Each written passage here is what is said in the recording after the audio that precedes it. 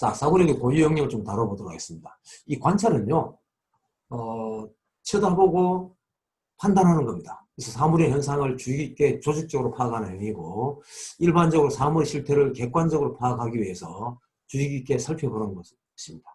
이 사실 창의 사고력은요, 이 관찰부터 시작을 합니다. 분류하면요, 사물들이 여러 가지 있으면 공통적으로 가지고 있는 특징들에 따라 지식이나 정보들을 체계화할 때 쓰는 그런 중요한 방법인데, 아이들이 생활 주변에서 또 가정 내에서 분류하는 습관들, 또 학교 내에서도 자기 사물을 분류하는 습관들, 생활 주변을 쳐다보면서 그거를 1차 분류, 2차 분류 해가는 것들, 이런 것들은 무엇보다 중요한 경험이라 할 수 있겠습니다. 비교는요, 물체들 어떤 속성에 따라서 비교하는 것을 말합니다. 그래서 앞서 말씀드린 분류하기는 사물의 공통된 속성을 알아보는 과정이라면, 이 비교하기는 한 가지 속성에 따른 차이점을 인식하거나 또 차이 정도를 변별하는 그러한 과정이라고 할 수 있겠습니다. 그 다음에 이제 순서는요, 보통 이제 순서 짓기라고 표현하기도 하고 또 시퀀서 뭐 이렇게 표현하기도 합니다만, 세 개 이상의 물체를 어떤 속성에 따라서 순서대로 배열하는 단순 서열부터 해서 이중 서열까지 다양한 방식으로 이루어질 수 있습니다. 규칙은 짧게 말씀드리면 패턴이라고 할 수 있는데, 주로 초등학교 1학년, 2학년, 또 이렇게 4학년 단계에서 이렇게 규칙 단에 나오는데, 물체를 분류하고 순서를 정하는 초기 경험은 아이들한테 많은 또 흥미도 가져다주고 자연스럽게 있는 거죠. 그래서 생활 주변에서 본다면 학교로 가는 길에 인도에 있는 인도 블럭에서 나타나는 여러 가지 모양들의 연속된 모양, 그걸 갖고 이해할 수도 있겠고요. 또 학교 갔을 때 학교 담장에 있는 여러 가지 모양과 색깔들을 갖고 이렇게 빨강, 파랑 이렇게 단순 문제 규칙부터 해서 세 가지 이상의 규칙 등 여러 가지 다양한 부분들이 존재합니다. 자, 도형은요, 기하학은 다 잘 알고 계실 텐데, 이게 최초 시도됐던 것은 그거라 그러죠. 나일강에서 홍수가 범람하자 그에 대한 어떤 지주들이 재분배하기 위해서 이제 연구를 하기 시작했다 그러죠. 그렇게 해서 이제 측정이라는 부분들이 시작이 됐던 거고, 기하학은 크게 위상기하와 유클리드 기하. 위상기하는 18세기 이후에 좀 정립이 됐던 부분들이죠.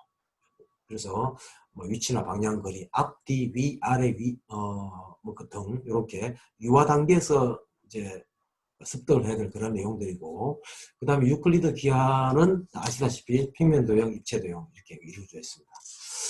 자, 공간 부분은요, 수학 영역에서는 다루지 않는데 이 사고력 영역에서는 다루고 있습니다. 이제 도형 바탕지각 이렇게 이야기하는 부분들은 복잡한 배경 속에서 형상을 찾아 인식하는 능력입니다. 이게 관련된 부분들은 예를 들어 이로 찾기라든지 숨은 그림 찾기라든지 여러 가지 패턴별로 모아서 형태를 만들기라든지 이런 부분도 존재하고요. 지각 항상성이라는 것은 이런 겁니다. 어떤 물체가 거리나 위치, 각도에 따라서 달라 보일지라도 실제로 그 모양은 변하지 않는다. 예, 지각 항상성은 또 모양 항상성을 하는데, 야구공이든 또 수학 교과서든지 간에 그게 거리가 멀어진다 해서 방향을 바꾼다 해서 원래 그 모양이 바뀌지는 않는 거죠. 그래서 이거를 모양 항상성 또는 지각 항상성이라고 부릅니다. 그다음 위치, 공간 위치 지각, 공간 관계 지각 이런 부분은 또 사고력에서 많이 좀 이야기도 하고 다루고 있는데요. 공간 위치 지각에서 유아 자신과 한 대상과의 관계, 또 한 대상과 다른 대상의 관계 속에서 인식하는 능력을 말하는 거죠. 주로 이제 이 부분들은 공간 관련된 여러 가지 교구나 보드게임을 많이 사용합니다. 쌓기나무라든지, 그 다음 소마큐브라든지, 패턴 블럭이라든지, 뒤집고 돌리고 밀고 이런 이제 조작 활동을 많이 하게 되죠.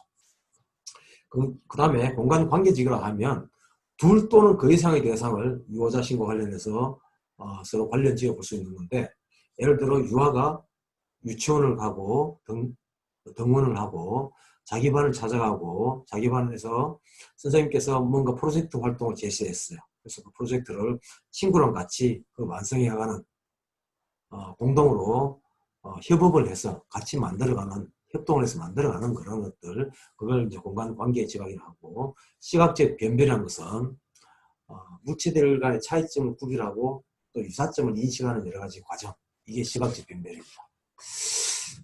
그 다음에 이제 가장 중요한 게 이제 추론인데요. 추론은 종류가 세 가지가 있습니다. 연nhập 추리, 균합 추리, 유비 추리 세 가지가 있는데, 아주 자세한 내용은 강좌 말고 사고의 고유 영역에 대한 강론 강좌가 또 있을 거예요. 거기서 자세하게 좀 다루도록 하겠습니다.